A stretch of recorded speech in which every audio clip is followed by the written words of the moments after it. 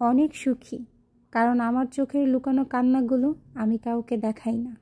আমি অনেক সুখী, কারণ অনেকের কাছে খারাপ আচরণ পাওয়ার পরও আমি তাদের সাথেই চমৎকার হাসি দিয়ে কথা বলি। আমি অনেক সুখী, কারণ যে বা যারা আমার ক্ষতি করে আমি মুখ বুজে সবটা সহ্য করি। আমি অনেক সুখী, কারণ আমার নিজের শখের বাড়তি চাওয়াগুলোকে আমি মূল্য দিই না। জীবনের প্রতিটা ক্ষেত্রে সুখে থাকা মানুষদের যে কোনো দুঃখ থাকে না, এটা আসলে একদমই ভুল। তাদের মনের চাপা কষ্টটা তারা দেখায় না। তারা ভাবে কিছু কিছু ত্যাগের বিনিময়ে তারা যদি সুখের নাগাল পায়, তাহলে এমন শত শত ত্যাগ তারা করতে পারে। আসসালামু আলাইকুম, welcome back to my channel. কেমন আছেন আপনারা সবাই? আশা করি আল্লাহর অশেষ রহমতে আপনারা সবাই ভালো আছেন। আলহামদুলিল্লাহ, আমরাও ভালো আছি। চলে এলাম আবারও আপনাদের কাছে একটা নতুন ভিডিও নিয়ে। আপনাদের সাথে কিছু কথা বলে নিলাম, ভুল হলে ক্ষমা সুন্দর দৃষ্টিতে দেখবেন। আমার আজকের ভিডিওটি সকাল থেকেই শুরু করেছি, আর আজকে সকালবেলা আমি ব্রেকফাস্ট একটু অন্যরকমভাবেই করছি। আমার ঘরে প্রায় সময় আমি নানা রকম আলাদা আলাদা ধরনের ব্রেকফাস্ট বানাই, তো আজকে ভাবলাম ব্রেকফাস্ট একটু অন্যরকমভাবে করি। আর এমনিতেও আমার ঘরে অনেকগুলো রাতের বেঁচে যাওয়া ভাত ছিল, রাতের বেলা রান্না করা যে ভাত সেগুলো ছিল আমার ঘরে। তো ভাবলাম যেহেতু বেশি ভাত আছে, তো ভাতগুলো দিয়ে আমি আজকে ফ্রাইড রাইস করে নিই। তো যে ভাবা সেই কাজ। আমার ঘরে ডিম ছিল, ডিম দিয়ে তারপরে টমেটো, সাধারণত যেভাবে আমরা ডিমের চচ্চড়ি করি সেইভাবে দিয়েই হলুদ, হালকা একটু স্পাইসি করেছি, আর কাঁচামরিচটা দিয়েছি। সেভাবে একসাথে সবটা মিক্স করে এখানে আমি ভাতটা দিয়ে তারপরে ফ্রাইড রাইসটা করে নিয়েছি। আপনারা তো দেখতেই পেয়েছেন, মাঝে মাঝে সকালের ব্রেকফাস্ট একটু ভিন্নতা আনলে কিন্তু মন্দ লাগে না, ভালোই লাগে। এই তো আমার ফ্রাইড রাইস রান্না করা হয়ে গিয়েছে। দেখুন কতটা সুন্দর হয়েছে এবং অনেকটা লোভনীয় হয়েছে, খেতেও মাশাআল্লাহ ভালো হয়েছে। এভাবে করে আপনাদের বেঁচে যাওয়া ভাত দিয়ে খুব সুন্দরভাবে ফ্রাইড রাইস করে দিলে বাচ্চারা কিন্তু একদম চেটে পুটে খাবে আর খুবই ভালো লাগবে তাদের কাছে।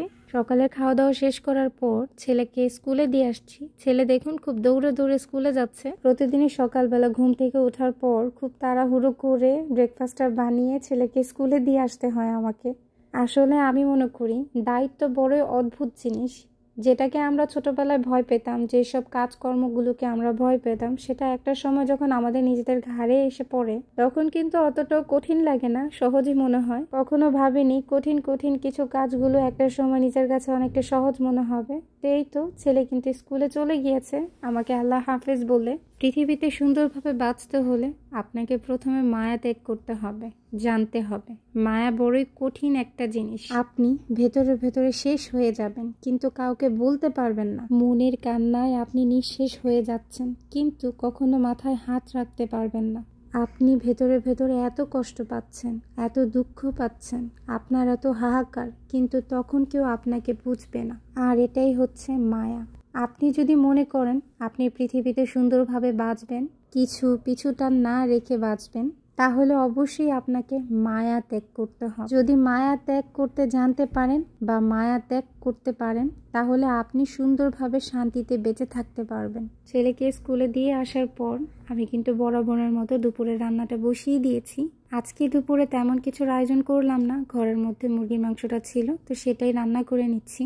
যেহেতু আমরা মানুষ পরিমাণে খুবই কম, তাই ভাবলাম যে শুধুমাত্র চিকেনটাই রান্না করে নিই। আর এমনিতেও আপনাদের ভাইয়া কিন্তু আমাকে ফোন দিয়ে বলে দিয়েছে সে নাকি দুপুরে আসতে পারবে না, তার জন্য আজকে ভাবলাম শুধুমাত্র মুরগির মাংসের ঝোল রান্নাটাই করে নিই, এতেই আমাদের হয়ে যাবে। আর ভাবলাম যেহেতু হাতের কাছে কিছুক্ষণ সময় আছে রান্না করার পরে, তো ওই সময়টাই কাজে লাগাবো। যেহেতু বাহিরের দেশে আমি একা থাকি, এটা আমি সব সময় বলি, তো সেহেতু কিন্তু ছেলে মেয়েদের আবদার, তারপরে তাদের চাওয়া পাওয়াটা কিন্তু আমাকেই পূরণ করতে হয়। আর আমি সবসময়ই চেষ্টা করি যাতে আমার দুই বাচ্চার জন্য কোনো না কোনো কিছু করতে পারি, ওদের কাছে যাতে আমি কোনো কিছু রান্না করে প্রেজেন্ট করতে পারি, খাওয়াতে পারি। যেহেতু সবার থেকে দূরে থাকি, তাই যাতে আমার ছেলেমেয়েরা কখনো বলতে না পারে যে মা এটা করে খাওয়ায়নি, ওইটা করে খাওয়ায়নি, তো ওই জিনিসটা যাতে আক্ষেপ না থাকে, তার জন্য সবটা চেষ্টা করি যাতে ছেলে মেয়েদের জন্য করার কোনো না কোনো কিছু। আমার কিন্তু চিকেনটা রান্না করা হয়ে গিয়েছে। দুপুরে রান্না বান্না সবটা শেষ করার পর আমি কিন্তু ছেলেকে স্কুল থেকে নিয়ে এসেছি। বাসায় আসার পর তাকে গোসল করে খাওয়া দাওয়া করে আমি নিজে খেয়েছি, গোসল করেছি, ওদেরকে ঘুম পাড়িয়েছি। তো ওদেরকে ঘুম পাড়ানোর পর যে বেঁচে যাওয়া বাকি যে সময়টা, সেই সময়টাতে ভাবলাম যে ছেলে মেয়েদের জন্য কিছু আয়োজন করি। অনেকদিন যাবতে ভাবছিলাম যে চুষি পিঠা বানাবো। একা হাতে চুষি পিঠা বানানোটা কিন্তু অনেকটাই কঠিন। তো চাচ্ছিলাম যে হাতের কাছে যদি একটু বাড়তি সময়টা থাকে, ওই সময়টাতেই চুষি পিঠাটা বানিয়ে নেব। তো যেই হাতের কাছে সময়টা ছিল সেই সময়টাকেই কাজে লাগিয়ে নিয়েছি। শুরুতেই দেখতে পেয়েছেন আমি কিন্তু চুষি পিঠার লতিগুলো বানিয়ে নিয়েছি। লতিগুলো বানিয়ে আমি গুঁড়ি দিয়ে মাখিয়ে নিয়েছি। এখন এক এক করে চুষি পিঠাটা আমি বানিয়ে নিচ্ছি। আমি কিন্তু প্রফেশনালি ভাবে তেমন ভালো করে চুষি পিঠা বানাতে পারি না। আমি চেষ্টা করে যতটুকু পেরেছি ততটুকুই বানিয়েছি। এই চুষি পিঠাটা কিন্তু আমার আম্মু, আমার আন্টি, আমার নানুদেরকে দেখতাম অনেক তাড়াহুড়ো করে স্পিডে তারা একদম কিছু মিনিটের মধ্যে তারা অনেকগুলো বানিয়ে ফেলে। আসলে তারা তো প্রফেশনাল, আর তাদের গুণ তো আমার মধ্যে নেই বললেই চলে। তারপরেও চেষ্টা করি তাদের গুণগুলি একটু হালকা পাতলা ধরে রাখার। আর এই যে দেখুন পিঠাগুলো বানাতে বানাতে কিন্তু অলরেডি আমার হাত অনেকটা লাল হয়ে গিয়েছে। আর এই পিঠাটা কিন্তু যখন নাকি এক পাশ দিয়ে আপনি ঘষা দিবেন, সেই পাশটা কিন্তু অনেকক্ষণ ঘষতে ঘষতে একই জায়গায় যখন ঘষাটা পড়ে একটা পর্যায়ে এই জায়গাটা কিন্তু লাল হয়ে যায় আর জ্বলে। একা একা চেষ্টা করে যতটুকু করার করেছি, ছেলে মেয়েদের জন্য করেছি, ওরা যাতে খেতে পারে। এখানে কিন্তু অনেকগুলি এতক্ষণ ধরে বানানোর পর যদি দেখে ফলাফল এতটুক, তখন মনটা কেমন হয় বলেন তো। তারপরে চিন্তা করলাম যে যতটুকু পরিমাণে করেছি ততটুকুই রান্না করে দিই। আমি কিন্তু কম বেশি পিঠাপুলি মোটামুটি বানাতে পারি, আর সবটাই আমার বাড়ির মানুষদের কাছ থেকে শেখা। সত্যি বলতে চেষ্টা করি, কম পারি বা বেশি পারি সেটা বড় কথা নয়। যেহেতু একা থাকি, নিজেরটা তো নিজেরই করতে হবে। আর যদি না পারি তাহলে আম্মুকে ফোন দিই বা খালামণিকে ফোন দিই, তাদেরকে জিজ্ঞেস করলে তারা আমাকে বলে দেয় এভাবে কর ওভাবে কর, করলে হয়ে যাবে। তো তাদের কাছ থেকে অনেকটা হেল্প পাই, সেইভাবেই শেখা আর কি। আর যদি তাও না হয় তাহলে আমার রেসিপিয়ান ইউটিউবার আপুরা তো আছেই, যাদের ভিডিও আমি দেখি, তাদের ইউটিউবে গিয়ে সার্চ দিলে বা তাদের চ্যানেলে গিয়ে যদি দেখি তাহলে খুব সহজেই রেসিপিগুলো পেয়ে যাই।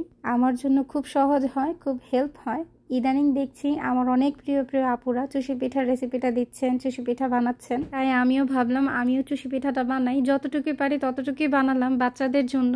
এই পিঠাটাকে আমাদের দেশে বলে সেওয়াই পিঠা বা চুইসামাই পিঠা বলে এটাকে। আর এই পিঠাটা না আমাদের দেশে খেজুরের গুড় দিয়ে বানায়। আমার কাছে খেজুরের গুড় খুবই কম ছিল, তাই আমি ভাবলাম যে খেজুরের গুড়টা দিয়ে বানাবো না, চিনিটা দিয়েই বানাবো। কারণ আমি খেজুরের গুড় দিয়ে একটু ভাপা পিঠা বানাবো, তার জন্য আর এটার মধ্যে আর গুড়টা দিইনি।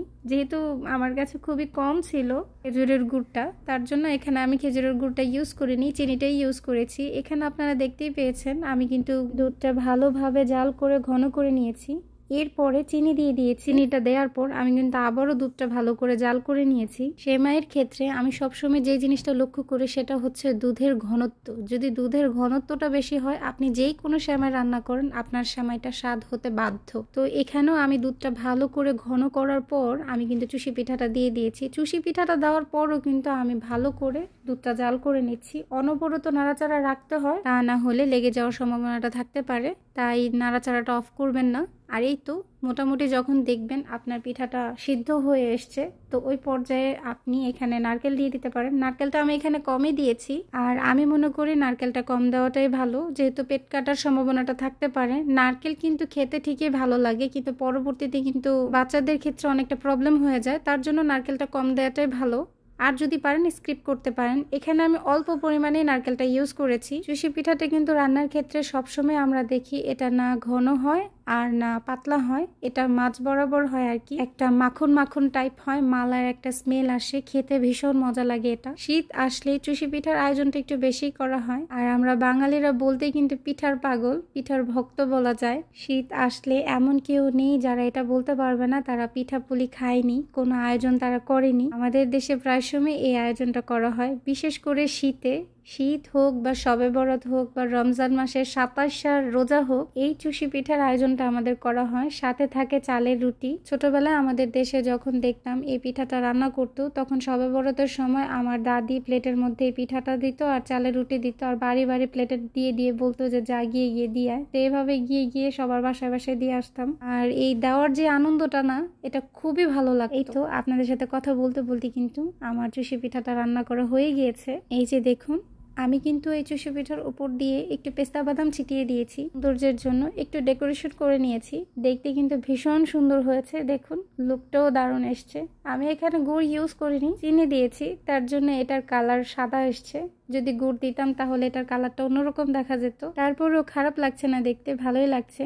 ওপর দিয়ে পেস্তা বাদামটা ছিটিয়ে দেওয়ার কারণে কিন্তু আরও দেখতে সুন্দর লাগছে। আর এই যে দেখুন কতটা লোভনীয় হয়েছে, খেতেও আলহামদুলিল্লাহ অনেক ভালো হয়েছে।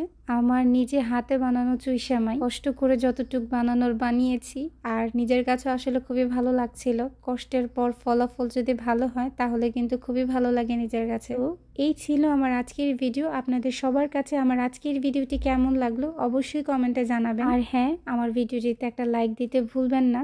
আপনার একটা লাইক আমার কাছে অনেক গুরুত্বপূর্ণ। তো সবাই ভালো থাকবেন, সুস্থ থাকবেন, আমাদের জন্য দোয়া করবেন। আল্লাহ হাফেজ এন্ড আসসালামু আলাইকুম ওয়া রাহমাতুল্লাহি ওয়া বারাকাতুহু।